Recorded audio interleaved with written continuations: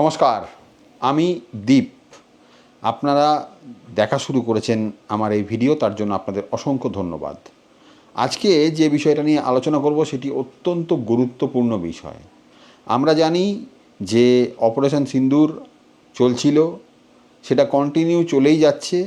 এরই মধ্যে অপারেশন মহাদেব, ঠিক শুনেছেন, অপারেশন মহাদেব, যে অপারেশনে ইন্ডিয়ান আর্মি পেহেলগামের জঘন্য নৃশংস ঘটনা ঘটানো যে 3 জঙ্গি তাদেরকে আজকে গুলিবিদ্ধ করে হত্যা করেছে।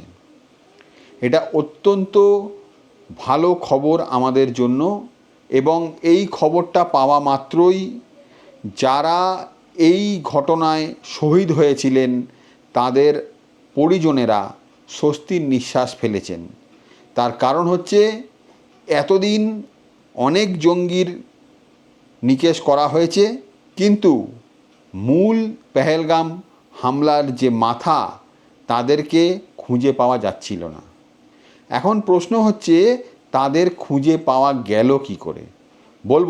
সব বলবো এই ভিডিওতে আপনারা সঙ্গে থাকুন এবং পুরোটা ভিডিও দেখুন, তাহলে এই ঘটনার পুঙ্খানুপুঙ্খ বিবরণ জানতে পেরে যাবেন।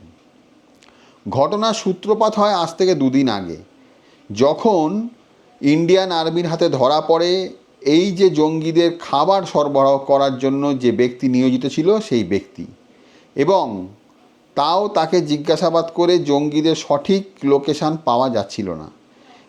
এই জন্য ইন্ডিয়ান আর্মি সঠিক পদক্ষেপও গ্রহণ করতে পারছিল না। কিন্তু একটা এমন ঘটনা ঘটলো যে ঘটনাতে ইন্ডিয়ান আর্মির কাছে একটা সূত্র এসে পৌঁছালো।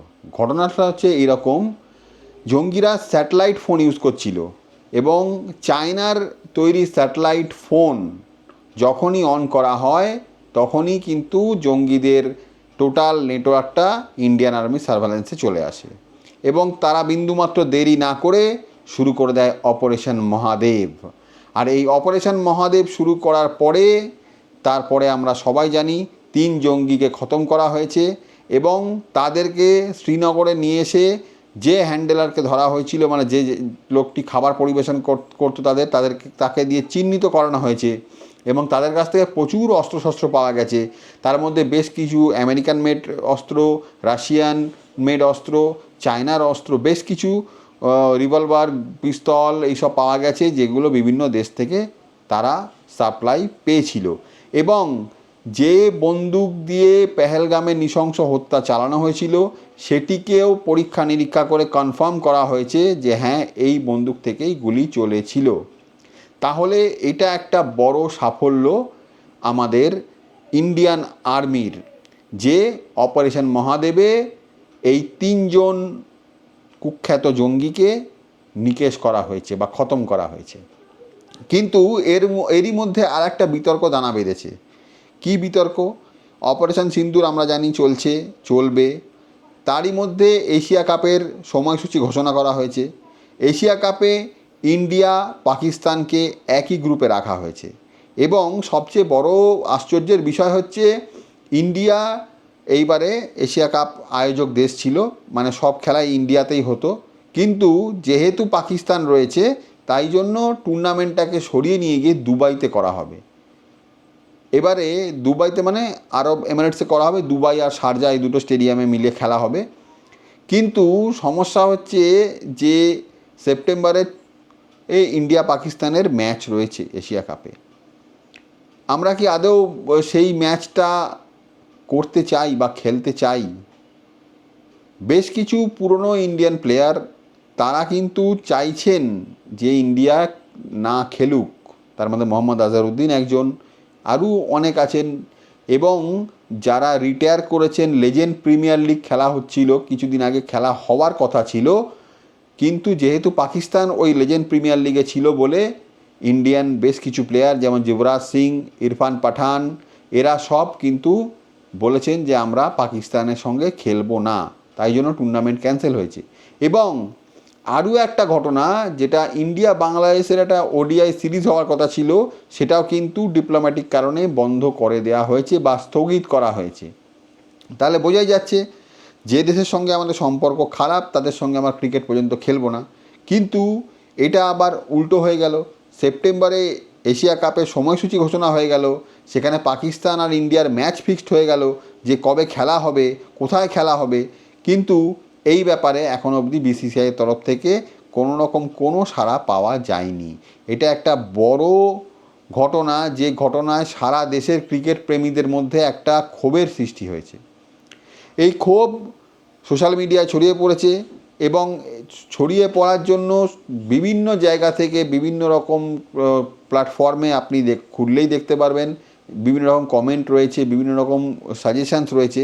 কিন্তু যখন অপারেশন সিন্দুর চলছে সেই অবস্থায় কোনো অবস্থাতেই ইন্ডিয়ার সঙ্গে পাকিস্তান খেলা সম্ভব নয়। আমরাও একজন ক্রিকেট প্রেমী, আমিও ক্রিকেট খেলা দেখি, কিন্তু আমিও চাইবো না ইন্ডিয়া কোনো অবস্থাতেই পাকিস্তানের সঙ্গে কোনো খেলায়, ক্রিকেট বলে নয়, যে কোনো খেলায় অংশগ্রহণ করুক এবং তার সঙ্গে সঙ্গে কোনো রকম সিনেমা জগতে ও ইন্ডিয়ার কোনো পার্টিসিপেট থাকুক, এটা তো স্বাভাবিক ব্যাপার। কিন্তু এরই মধ্যে সৌরভ গাঙ্গুলির এটি কমেন্ট বিতর্কের সৃষ্টি করেছে। সৌরভ গাঙ্গুলি বলেছেন ইন্ডিয়া পাকিস্তান খেলা হওয়াটা দরকার, খেলা খেলার জায়গায়। কিন্তু আমার একটা প্রশ্ন, খেলা খেলার জায়গায় অবশ্যই, কিন্তু যে দেশ থেকে উগ্রপন্থীরা এসে এরকম নৃশংস হত্যাকাণ্ড চালিয়েছেন, একবার নয়, এটা প্রথমবার নয়, বহুবার আগে হয়েছে। 26/11 দেখেছি আমরা, অক্ষরধাম মন্দির দেখেছি, পুলওয়ামা অ্যাটাক দেখেছি, আর কত। এর পরেও ওই দেশের সঙ্গে কি খেলতে ইচ্ছে করে কারুর? যারা এই ধরনের একদম খারাপ কাজ করে তাদের সঙ্গে খেলা তো দূরের কথা, তাদের সঙ্গে কোনো রকম সম্পর্ক রাখাটাও উচিত নয় বলে আমার মনে হয়। আপনারা কি মনে করেন অবশ্যই কমেন্ট করে জানাবেন। আর এই যে অপারেশন মহাদেব, অপারেশন সিন্দুরের মাঝখানে অপারেশন মহাদেব, এই যে এত বড় সাফল্য, তার যে একটা কৃতিত্ব, এই কৃতিত্ব অবশ্যই ইন্ডিয়ান আর্মির প্রাপ্য। কারণ তারা এই 3 জঙ্গিকে ধরার জন্য আপ্রাণ চেষ্টা করছিলেন। যতক্ষণ না এই 3 জঙ্গিকে ধরতে পারছিলেন তারা নিজেরাও স্বস্তির নিঃশ্বাস কিন্তু ফেলেননি। আপ্রাণ চেষ্টা করেছেন, প্রাণপণভাবে খোঁজাখুঁজি করার পরে অবশেষে এই 3 জঙ্গিকে খতম করতে পেরে পেহেলগামে যারা মারা গিয়েছেন তাদের আত্মার কিছুটা অংশ হলেও শান্তির নিঃশ্বাস ফেলেছে এবং তার পরিজনেরাও শান্তি পেয়েছেন। এটা একটা বড় ঘটনা, যে ঘটনাটা সারা দেশকে আজ গর্বের সঙ্গে সবাইকে একজোট করে বলা শিখিয়েছে যে হ্যাঁ আমি ভারতবাসী। কিন্তু আমরা কোনো অবস্থাতেই ইন্ডিয়া পাকিস্তানের খেলা মেনে নিতে পারছি না। সেই কারণে বিসিসিআইয়ের কাছে একান্ত অনুরোধ, আপনারা এই বিষয়টি নিয়ে একটু ভেবে দেখুন এবং সঠিক ডিসিশানে আশা করি আপনারা পৌঁছাবেন, এই আশাই রইল আমার। এবং তার সঙ্গে সঙ্গে যারা আমার এই ভিডিও দেখছেন তাদের ভিডিও কেমন লাগছে দয়া করে কমেন্ট করে জানান। আর আপনাদের এই ধরনের টপিকের ভিডিও যদি ভালো লাগে তাহলে একটা লাইক অবশ্যই করে যাবেন এবং চ্যানেলে নতুন হলে চ্যানেলটিকে সাবস্ক্রাইব একটু করবেন। কারণ আপনাদের উৎসাহে কিন্তু আমি উৎসাহিত হব, আরও এই ধরনের কন্টেন্ট আপনাদের সামনে আমি নিয়ে আসব। তাহলে আজকে আমরা এই পর্যন্তই শেষ করছি ভিডিও। আবার দেখা হবে আপনাদের সঙ্গে খুব শীঘ্রই অন্য কোনো বিষয় নিয়ে আলোচনা করতে। ততক্ষণ পর্যন্ত সবাই ভালো থাকবেন, সুস্থ থাকবেন। নমস্কার, জয় হিন্দ, বন্দে মাতরম।